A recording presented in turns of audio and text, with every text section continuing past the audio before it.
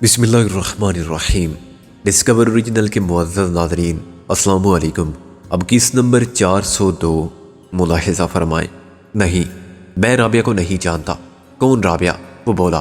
میں نے تو کسی رابعہ کا نام نہیں لیا۔ میں نے فوراً خود کو سنبھال لیا کیونکہ اب محسن بھی اس شخص کے ساتھ واپس آ گیا تھا اور اس نے بہت سا اسباب اٹھا رکھا تھا۔ خیر بات تھی اسی اختلاف کی جو تمہارے اور ان لوگوں کے درمیان پیدا ہوا۔ ہاں، جب مجھے سب معلوم ہو گیا۔ کیا معلوم ہو گیا؟ میں نے کہا، یہ کہ سامان کیا ہے؟ ہاں، یہی معلوم ہونا باقی تھا۔ کیا سامان تھا؟ میں نے پوچھا۔ یہ میں تم کو کیسے بتا سکتا ہوں؟ وہ بولا۔ چلو میں بتا دیتا ہوں۔ میں نے کہا، وہ اسلحہ تھا ہر قسم کا، ملکی و غیر ملکی، ریوالور اور مشین گن، بندوقیں اور رائفلیں، دستی بم اور ڈائنامائٹ۔ اس کا رنگ اڑ گیا۔ تم؟ ابھی میں یہی کہہ سکتا ہوں کہ ہم سے کچھ پوشیدہ نہیں۔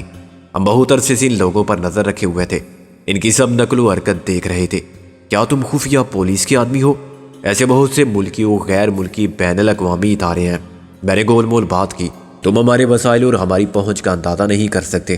اس مرتبہ ہم اپنا دائرہ بہت تنگ کر چکے تھے، ایسے اسکرانتی تھر نکل نہیں سکتا تھا۔ دیکھو، میں نے سب بتا دیا کہ میں اس گروہ میں شامل نہیں ہوں، بلکہ الٹا ان سے میری خواہ مخواہ کی دشمنی ہو گئی تھی۔ وہ بولا۔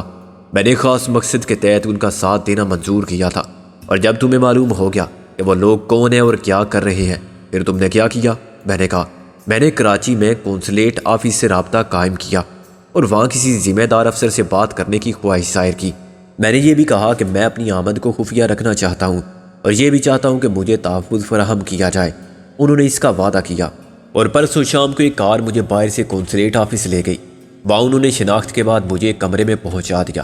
ایک شخص نے خود کو سین گپتا کے نام سے متعارف کرایا اور کہا کہ میں اطمینان اعتماد کے ساتھ اسے سب کچھ بتا سکتا ہوں۔ میں نے کہا کہ آپ بھی اپنی شناخت کرا دیں تو مجھے ڈر نہ رہے کہ میں نے غلط آدمی کو کچھ نہیں بتایا ہے۔ سین گپتا نے کہا کہ میرا قونصلیٹ جنرل کے آفس میں ہونا کافی نہیں ہے، اور اگر اس کے باوجود میں مطمئن نہیں تو مجھ پر کوئی پابندی نہیں۔ میں اپنی مرضی سے آیا تھا، اپنی مرضی سے جا بھی سکتا ہوں۔ مجبوراً میں نے اسی کو سب بتا دیا، یہ بھی کہ اسلحہ غالباً مشرقی بنگال کی خانہ جنگی میں استعمال ہوگا، اور یہ بہت خطرناک سیاسی معاملہ ہے جس میں بھارت کی حکومت کے ملوث ہونے کا نتیجہ بدنامی اور کشیدگی کی صورت میں نکل سکتا ہے، اور حزب اختلاف اس مسئلے پر حکومت کے خلاف ہنگامہ کھڑا کر سکتی ہے، وغیرہ وغیرہ۔ سین گپتا نام کے اس شخص نے میری پوری بات سنی، لیکن نہ جانے کیوں مجھے احساس ہوا کہ اس کی خاموشی میں کوئی معنی پہنا ہے۔ وہ میری سن رہا ہے تو صرف اس لیے کہ وہ انکار نہیں کر سکتا۔ مجھے اس کے لبوں پر ایک بے معنی قسم کی مسکراہٹ کا شبہ بھی ہوا، تاہم اس نے ساری بات سننے کے بعد مجھ سے اتفاق کیا کہ یہ معاملہ بہت سنگین ہے اور وہ اسلام آباد میں سفیر سے رابطہ قائم کر کے ہدایات حاصل کرے گا، اور اب مجھے بالکل فکر کرنے کی ضرورت نہیں۔ لیکن اسی رات جب میں واپس جہاز پر پہنچا تو کپتان کا رویہ مجھے بدلا ہوا لگا۔ اس نے پہلے تو سختی سے پوچھا کہ میں اسے مطلع کیے بغیر کہاں گیا تھا، لیکن جب میں نے بھی کہا کہ میں تو بندرگاہ کی حدود سے نکلا نہیں تو وہ مجھے گھورتا رہا اور چپ ہو گیا۔ کل صبح اس نے مجھے اپنے کیبن میں طلب کیا۔ میں وہاں گیا تو مجھے انڈین آرمی کا ایک لیفٹیننٹ کرنل ملا۔ اس نے میرے ساتھ سخت نامناسب رویہ اختیار کیا۔ پہلے تو اس نے کہا کہ وہ میرا دماغ درست کرنے آیا ہے۔ جب میں نے کہا کہ مسٹر لیفٹیننٹ کرنل، اس شپ پر میں فرسٹ ایئر آفیسر ہوں، اس لیے افضل مراتب کے مطابق بات کرو، اس پر وہ کہنے لگا کہ مجھے سیاسی معاملات میں دخل اندازی سے گریز کرنا چاہیے اور اپنے کام سے کام رکھنا چاہیے۔ دنیا میں جو کچھ ہو رہا ہے وہ غلط ہو رہا ہے یا اچھا ہو رہا ہے تو میری مرضی سے نہیں ہو رہا ہے۔ بلاخر اشارے کنائی میں اس نے واضح کیا کہ مجھے وہی کرنا ہوگا جو کپتان کہے گا، جائز اور ناجائز کا میں ذمہ دار نہیں ہوں۔ جب بات بڑھی تو اس نے کہا کہ جہاز پر اسلحہ جائے یا سبزی، اور یہ اسلحہ مشرقی بنگال جائے یا قطب جنوبی، میں اپنا منہ بند رکھوں، ورنہ۔ اس نے ورنہ کے بعد کچھ نہیں کہا اور جہاز کے کیبن سے نکل گیا۔ اس کے جانے کے بعد کپتان سے میری جھڑپ ہوئی اور بس مار پیٹ ہوتے ہوتے رہ گئی۔ میں نے اسے صاف بتا دیا کہ میں 12 لاکھ پر لعنت بھیجتا ہوں، میں اس کی رپورٹ ضرور کروں گا۔ جان نہ کر سکا تو ممبئی پہنچ کے پولیس کو یا وزارت دفاع کے حکام کو۔ اس نے کہا کہ ہاں ضرور کرنا اگر ممبئی پہنچ جاؤ۔ میں نے کہا کہ ابھی تو مجھے شہر جانا ہے۔ اس نے مجھے اجازت دینے سے انکار کیا تو میں نے کہا کہ میرا کام تمہیں مطلع کرنا تھا، اب میں دیکھتا ہوں کہ تم میرا راستہ کیسے روک سکتے ہو۔ اس نے سخت برہمی کی کیفیت میں کہا کہ جاؤ جاؤ، انڈین قونصلیٹ کے دفتر جانا ہے نا، ضرور جاؤ، وہاں مسٹر سین گپتا تمہارا ہی انتظار کر رہے ہیں۔ اس کی بات سن کر ہی میں شک میں پڑ گیا تھا۔ لیکن میں نہ جاتا تب بھی بات نہ بنتی۔ میں خاصا مایوس ہو گیا اور مایوس ہی لوٹا۔ وہاں کوئی بھی اس نام کا افسر نہیں تھا۔ کم از کم گیٹ پر روک کے مجھے یہی بتایا گیا۔ شاید میں اندر جا سکتا تو اسے تلاش بھی کر لیتا اور دیکھ لیتا تو پہچان بھی جاتا کہ سین گپتا بن کے مجھ سے کون ملا تھا، کیونکہ تھا وہ بہرحال اندر ہی کا آدمی۔ میں واپس آیا تو کپتان نے پھر مجھے خاصا ذلیل کیا۔ وہ مجھ پر ہنستا رہا کہ کیا ہوا، گپتا صاحب نے کیا کہا؟ میرا خیال ہے کہ وہ ملے ہی نہیں ہوں گے اور دروازے پر ہی سے ٹال دیا گیا ہوگا۔ ایسے پاگل کے بچے روز پہنچ جائیں اندر وقت ضائع کرنے تو کام کیسے ہو؟ مجھے اب کوئی شک نہیں رہا تھا کہ کپتان کا قونصلیٹ سے رابطہ ہے اور بالواسطہ طور پر وہ اس غیر قانونی کام میں اکیلا نہیں ہے۔ کچھ دیر کے بعد وہ دونوں آ گئے، چودھری دلاور اور سراج۔ یہ سب باتیں انہیں بھی معلوم ہو گئی تھی اور وہ خاصے پریشان تھے۔ میں نے انہیں جہاز پر آگے جانے کی اجازت دینے سے بھی منع کر دیا تھا، کیونکہ کپتان نشے میں دودھ اپنے کمرے میں سویا پڑا تھا۔ اس انکار کا جو نتیجہ نکلا وہ تم نے بھی دیکھا۔ خاموشی کا ایک طویل محسوس ہونے والا مختصر وقفہ آیا، پھر میں نے کہا، مسٹر شاہد جمیل، کیا اسلحہ جہاز پر موجود ہے؟ ہاں، اسلحہ میری عدم موجودگی میں لوڈ کر دیا گیا تھا۔ اور یہ جہاز کب روانہ ہوگا؟ شاید آج ہی رات 12 بجے کے بعد کسی وقت یا کل۔ آپ کے علاوہ عملے کے دیگر کارکنان کی تعداد کیا ہے؟ ابھی میں سب سے نہیں ملا، 6-7 افراد سے ملاقات ہوئی ہے، شاہد جمیل نے کہا۔ وہ سب ماتحت عملے میں فنی نوعیت کے کام کرنے والے لوگ ہیں۔ اوپر جو افسران ہیں وہ بہت کم دکھائی دیتے ہیں، ان کی آمد و رفت کا کوئی وقت مقرر نہیں۔ کہاں آتے جاتے رہتے ہیں وہ لوگ؟ میں کیسے بتا سکتا ہوں؟ شاہد جمیل بولا۔ شہر اتنا بڑا ہے اور میں ان کا تعاقب تو نہیں کرتا، لیکن یہ ہو سکتا ہے۔ کیا ہو سکتا ہے؟ میں نے اچانک اس کے خاموش ہو جانے پر کہا، کچھ نہیں، وہ بولا۔ بس شک ہے میرا کہ وہ بھی وہیں جاتے ہوں گے جہاں سے ملنے والے آتے ہیں۔ مجھے تو سب ہی پوری اسرار اور خطرناک قسم کے لوگ لگتے ہیں۔ اچھا، اب آپ ایسا کریں، میں نے سوچ کر کہا، کہ واپس جہاز پر لوٹ جائیں تاکہ وہ مجھے مار ڈالیں۔ وہ نفی میں ساری لانے لگا۔ ایک بار وہ اپنی کوشش میں ناکام ہو گئے تھے کیونکہ آپ لوگ اچانک پہنچ گئے تھے۔ دوسری بار آپ اگر واپس نہیں جائیں گے تو کیا کریں گے؟ میں روپوش ہو جاؤں گا، وہ بولا۔ کیا مطلب؟ لوٹ کر ہی نہیں جائیں گے؟ محسن بولا۔ آپ کے بیوی بچے وہی ہیں، انہی کے قبضے میں؟ میں نے کہا۔ وہ کب تک چھپے رہ سکتے ہیں؟ میں ان کو لے آؤں گا، وہ بولا۔ میرے وسائل بھی ہیں اور تعلقات بھی۔ کیسے لائیں گے آخر؟ بہت راستے ہیں، یہ بھی ایک کاروبار ہے جو ہر جگہ جاری ہے، لوگوں کو سرحدیں پار کرانے کا، وہ بولا۔ ایک ملک سے دوسرے ملک پہنچانے کا دنیا بھر میں ایسے منظم گروہ ہیں جو آپ کو کہیں بھی پہنچا سکتے ہیں، لیکن اس سے پہلے ہی اس نے پھر نفی میں ساری لایا۔ اتنی جلدی ان کا سراغ لگانا مشکل ہے۔ میں نے بتا دیا تھا بیوی کو کہ مجھے کس قسم کی دھمکیاں موصول ہو رہی ہیں، اور یہ معاملات ایسے ہیں جن میں پولیس یا قانون عموماً بے بس ثابت ہوتے ہیں۔ مدد اللہ کرتا ہے یا پھر بندے کو اس کی توفیق دیتا ہے کہ وہ خود ہمت کرے۔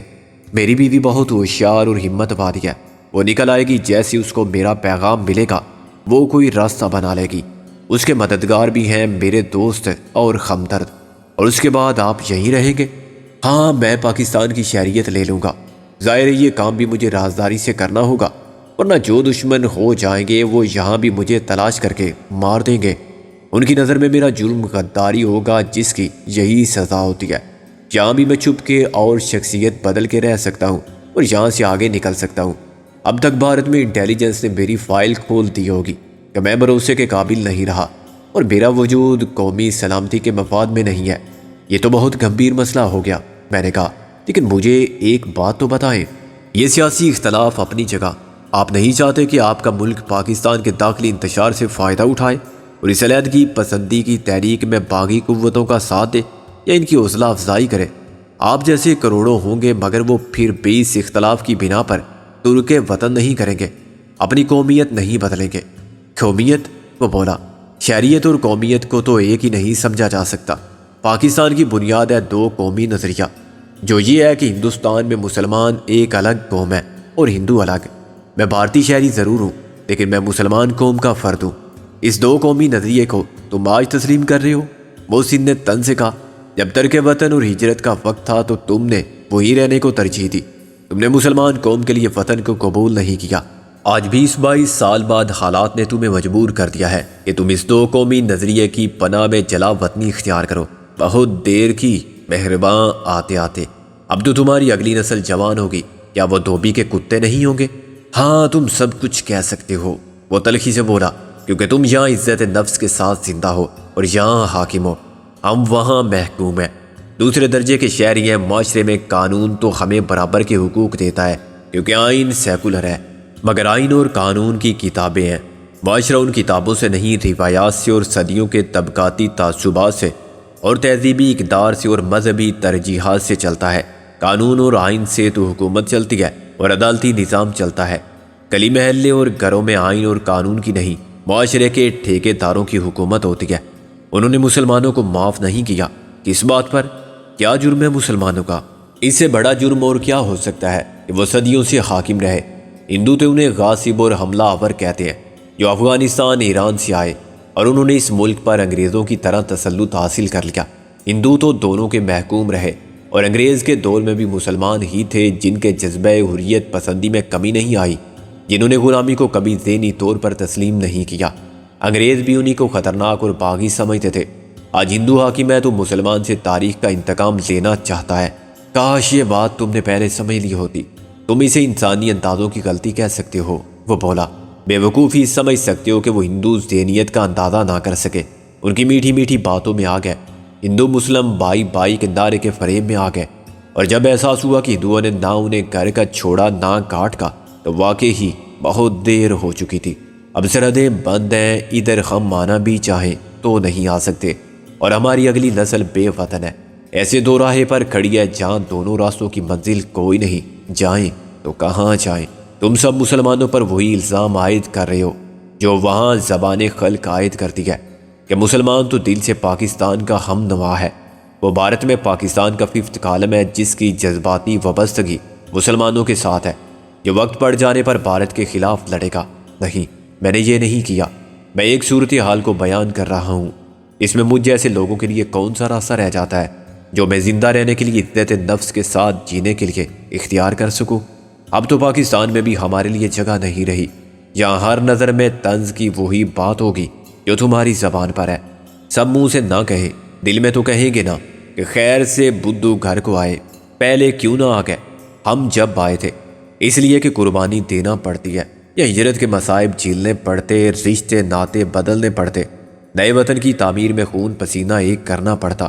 اب ہم خود غرض اور مطلبی سمجھے جائیں گے کہ پہلے جان و مال بچا کے بیٹھے رہے، جب یہاں سے سب ٹھیک ہو گیا۔ مسلمانوں کا یہ ملک جس کے بارے میں ہندو پریس اور سیاستدان سب یہ کہتے نہیں تھکتے تھے کہ پاکستان قائم نہیں رہ سکتا، آزمائش اور ابتلا کے دور سے گزر کے خوشحالی اور استحکام کی راہ پر گامزن ہو گیا۔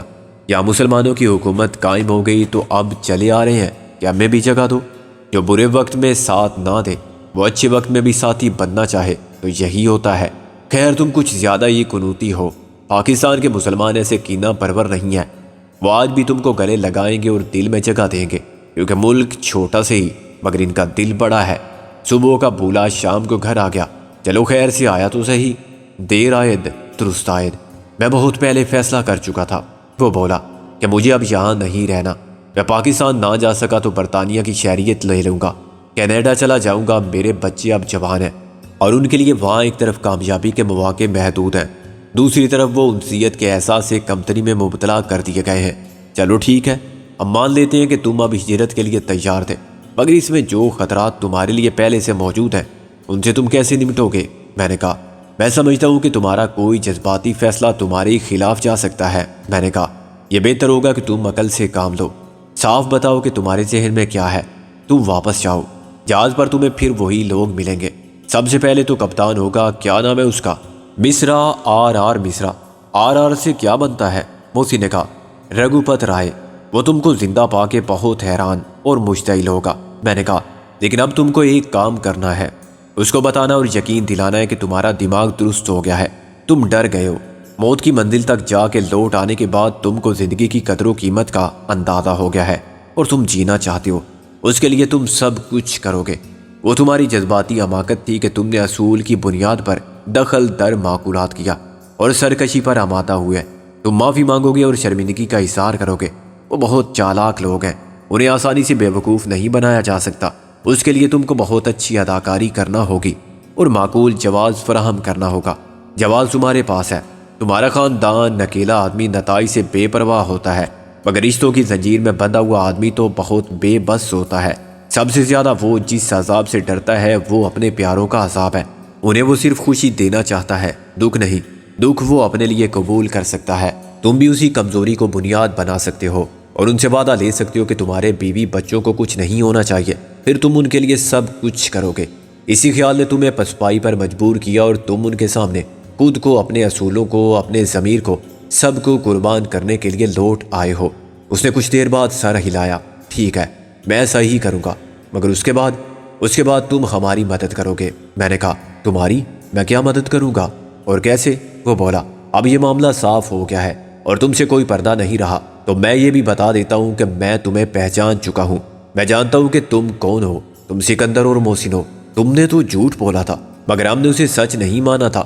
یہ ناممکن ہے، دوست اور دشمن سب ہمیں پہچانتے ہیں، شکاری ہر جگہ ہم سے واقف ہیں، ہمارا سایہ تک ان کے لیے اجنبی نہیں، پھر یہ کیسے ممکن ہے کہ تمہیں خبر تک نہ ہو؟ میں نے کہا ہمارے بارے میں تو شاید اب کوئی سیل کام کر رہا ہوگا۔ محسن بولا اس کا کام ہمارے بارے میں خالی اطلاع، خبر یا افواہ سب کا ریکارڈ رکھنا ہے، ہمارے سب ساتھیوں کے بارے میں تفصیلی معلومات، ہمارے سابقہ اولیے، دستیاب تصاویر، جرائم کی فہرست، عزائم کی فہرست، ماضی کے کرتوت، کارناموں کی تمام تفصیلات۔ انہوں نے تو ہماری آواز کے ٹیپ تک محفوظ کر لیے ہیں تاکہ ہم حلیہ بدلے تو آواز سے پہچانے جائیں۔ میں نے تمہیں پہلی آواز سے ہی شناخت کیا تھا۔ شاید جمیل نے اعتراف کیا ہمیں یہاں بہت دیر ہو گئی ہے۔ محسن بولا ہاں لیکن ہم یہاں محفوظ بھی ہیں۔ میں نے کہا کیا یہاں کسی کے آنے کا امکان نہیں؟ اس حصے میں اور کوئی نہیں آتا۔ کمپاؤنڈر نے رضاکارانہ طور پر اطلاع دی۔ یہ جھوٹ ہے یا سچ؟ جھوٹ ہوا تو سب سے پہلے گوری تمہارے مغز کے پرخچے اڑا دے گی، محسن نے کہا۔ دوسری اور ہم سب بعد میں نمٹ لیں گے۔ دلاور اور سراج تصدیق کے لیے ضرور آئیں گے کہ ان کا کام ہوا یا نہیں۔ میں نے کہا بہتر ہوگا اگر تم مزید وقت ضائع کیے بغیر جہاز پر پہنچ جاؤ تاکہ وہ ادھر نہ آئے۔ محسن نے مشورہ دیا تم کہہ دینا کہ ڈاکٹر تمہارے ہاتھوں نہیں مارا گیا، اسے جہاز ہی کے ایک آدمی نے مارا جو تمہارے ساتھ آیا تھا اور جسے شک ہو گیا تھا کہ دال میں کچھ کالا ہے۔ اس نے بعد میں ڈاکٹر سے سختی کے ساتھ پوچھا اور پھر ڈاکٹر کو مار ڈالا۔ اسی مقابلے میں وہ خود بھی ہلاک ہو گیا۔ پھر بھی وہ کہیں کہ تمہاری واپسی میں اتنی دیر کیوں ہوئی؟ شاہد جمیل نے کہا اس کا جواب یہ ہو سکتا ہے کہ تمہارا ماتحت تمہارے ہوش میں آنے کا منتظر تھا۔ تمہیں دیر سے ہوش آیا اور ہوش میں آنے کے بعد ہی تم نے اس اندیشے کا اظہار کیا کہ تمہاری جان کو خطرہ لاحق ہے اور تمہیں یہاں قتل کرنے کے لیے لایا گیا ہے۔ تمہارے ماتحت اور ڈاکٹر میں تلخ کلامی ہوئی اور پھر لڑائی۔ تم نے اپنے ماتحت کا ساتھ دیا لیکن یہ دوسری زندگی پا کے تم کو موت کا یقین آیا۔ تم نے ان دونوں کو مرتے دیکھا اور یہ موت اتنی بھیانک تھی کہ تمہارے خیالات میں ایک انقلاب آ گیا۔ تم نے سوچا کہ اب ان دونوں کے خاندانوں کا کیا ہوگا۔ پھر تم نے اپنے خاندان کے بارے میں سوچا کہ یہاں تمہاری لاش پڑی ہوتی تو ان پر کیا بیتتی، اور اسی خیال نے تمہارے دل و دماغ کو ہلا دیا۔ تم اب ہر قسم کا تعاون کرنے کے لیے تیار ہو۔ یہ بہت خطرناک کام ہے۔ اگر انہوں نے نہ مانا، یہ کہا کہ ہمیں کوئی ضرورت نہیں تمہارے تعاون کی، تعاون کرنے والے اور بہت ہیں، پھر میں کیا کروں گا؟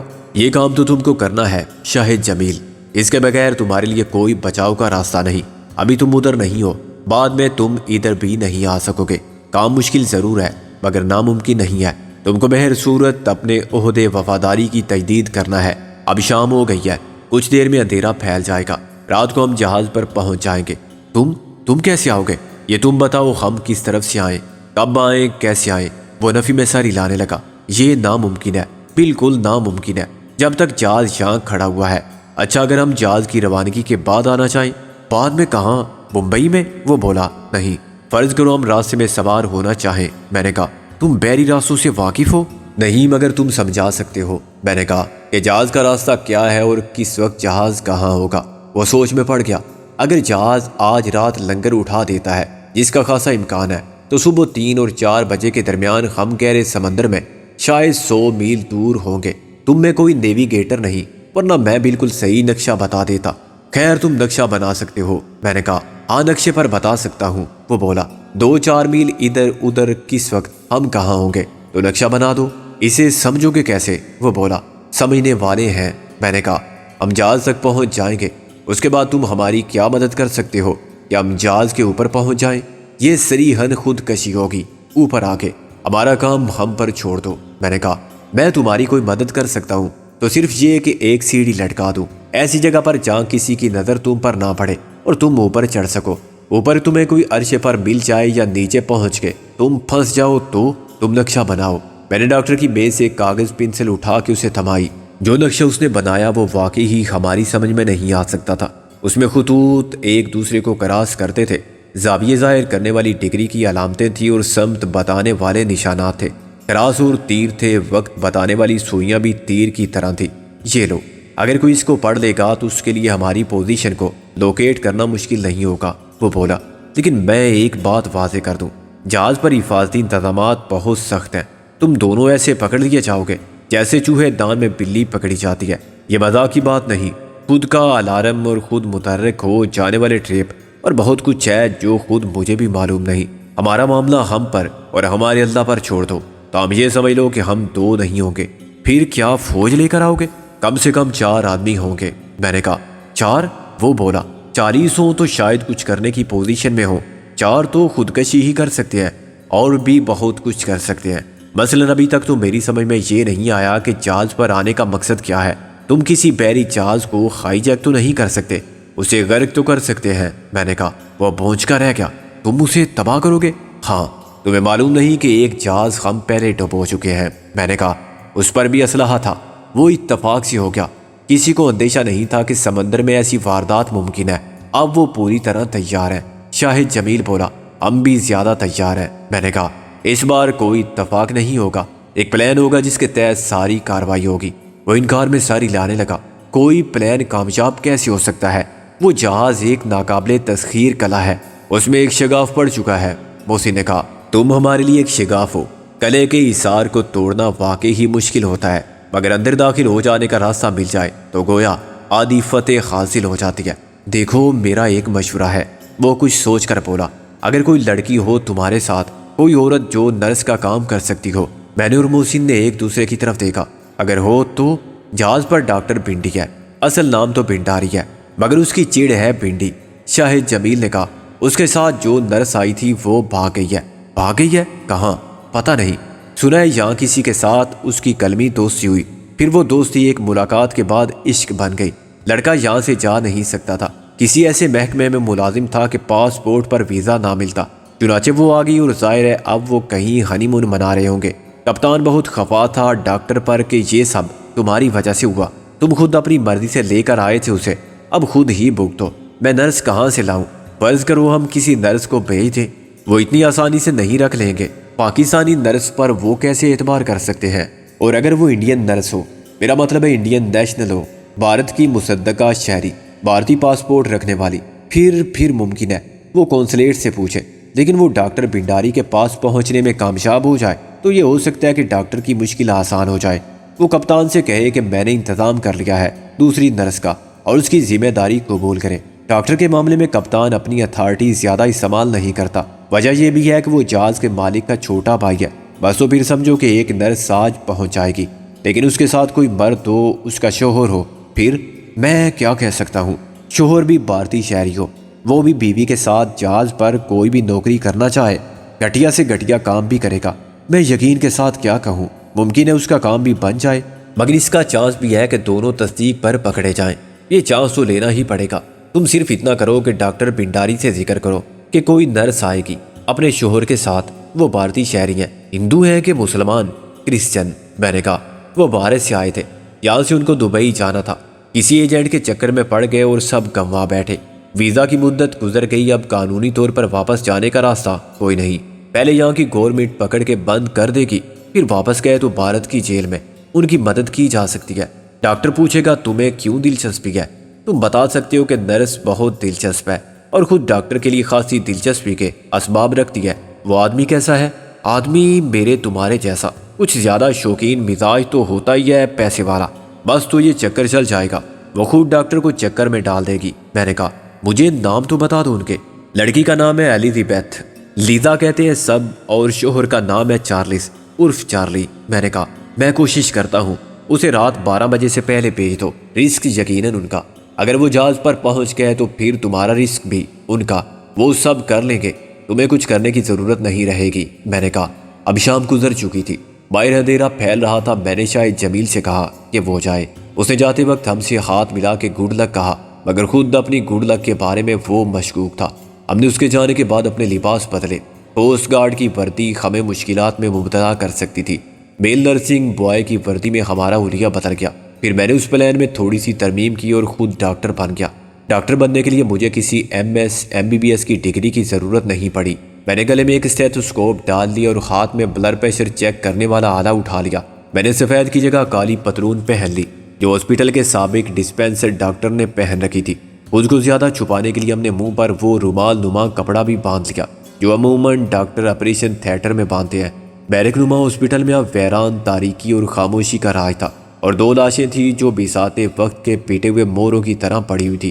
کمپاؤنڈر جس نے خود کو اور والدہ ماہدہ کو کتا کہا تھا چپ چاپ پر امید اور خوفزدہ نظروں سے ہماری تیاری کو دیکھ رہا تھا۔ ابھی تک اسے یقین نہ تھا کہ ہم اسے بخش چکے ہیں۔ تم ہمارے ساتھ چلو گے، میں نے اپنی تیاری مکمل ہونے کے بعد کہا۔ جی مگر کہاں؟ ہمیں ایک مریض کی ضرورت ہے، میں نے کہا۔ تم کو کچھ دیر کردار ادا کرنا ہوگا، ہم تمہارا آپریشن نہیں کریں گے، پوسٹ مارٹم بھی نہیں کریں گے۔ محسن نے اسے یقین دلا دیا۔ ظاہر ہے وہ آسانی سے ماننے والا نہیں تھا۔ جب اس نے احتجاج اور مزاحمت کی تو مجھے اس کو اصلی مریض بنانے کے لیے ناک آؤٹ کرنا پڑا۔ پھر ہم نے اسے اسٹریچر پر ڈال کر چادر سے ڈھک دیا۔ ہم نے اس کی چادر کے نیچے ایک ٹیوب لگا دی جس کا دوسرا سرا گلوکوز کی بوتل سے ملا ہوا تھا۔ دوسری طرف سے خون دینے کے لیے ہمیں سرخ روشنائی کو پانی میں خل کر کے کام چلانا پڑا۔ رات کے وقت کون تھا جو پانی یا خون کے فرق کو محسوس کرتا؟ ایک جانب سے محسن نے خون کی بوتل تھام لی، دوسری طرف سے میں نے گلوکوز کی تھیلی پکڑ لی۔ جب ہم اسٹریچر کو آہستہ آہستہ دھکیلتے ہوئے نکلے تو یہ منظر بہت حقیقی اور دردناک ہو گیا تھا۔ یوں لگتا تھا جیسے کسی مریض کو آپریشن تھیٹر سے نازک حالت میں کہیں منتقل کیا جا رہا ہو۔ لوگ ہمارے لیے خود راستہ چھوڑتے جا رہے تھے۔